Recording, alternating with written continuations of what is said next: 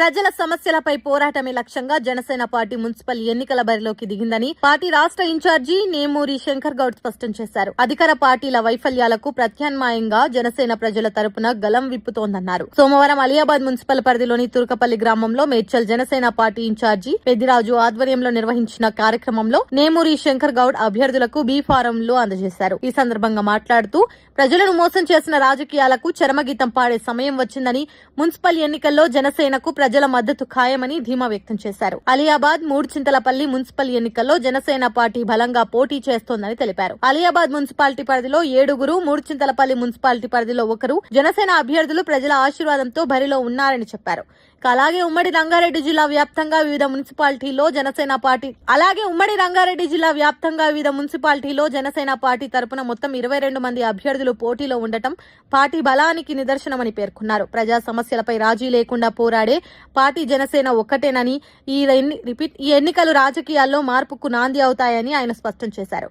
ఈ కార్యక్రమంలో మల్కాజ్గిరి కోఆర్డినేటర్ రామ్మోహన్, లలితారాణి, మల్లికార్జున్ తదితర నాయకులు పాల్గొన్నారు. ఈ అలియాబాద్ మున్సిపాలిటీలో దాదాపు 7 మంది పోటీ చేయడం జరుగుతుంది. అదేవిధంగా ముచ్చింతల్లో ఒక అభ్యర్థి, మున్సిపల్లిలో ఒక అభ్యర్థి పోటీ చేయడం జరుగుతుంది. అదేవిధంగా ఇబ్రహీంపట్నంలో 2 పోటీ చేయడం జరుగుతుంది. ఉమ్మడి రంగారెడ్డి జిల్లాలో దాదాపు 22 మంది పోటీ చేయడం జరుగుతుంది.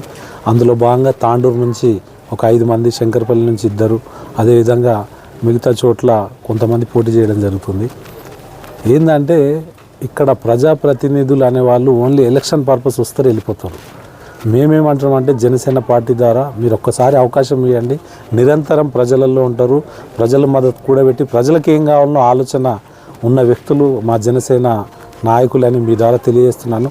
ఒక అవకాశం జనసేన పార్టీకి ఈ మున్సిపాలిటీలో మీరు ఇవ్వండి. ఈ అలియాబాద్ని ఈ మున్సిపల్ కార్పొరేషన్ ఏ రకంగా మేము తీర్చిదిస్తామో ఒకసారి చూడండి అని మేము మీ ద్వారా తెలియజేస్తున్నాం. ఎందుకంటే సమస్యని ప్రభుత్వం దృష్టికి తీసుకుపోవడంలో అటు ప్రతిపక్షం విఫలమైంది. అందుకే జనసేన పార్టీ ఇక్కడ పోటీ చేస్తుందని మీ ద్వారా తెలియజేస్తున్నాం. 18వ వార్డు నెంబర్గా గణేష్, మాది టెంట్ హౌస్ ఉన్నది. నిరుపేద వాళ్ళకి టెంట్ హౌస్ ఏ విధంగా సహాయపడాలని ఇస్తానని తెలియజేస్తున్నాను.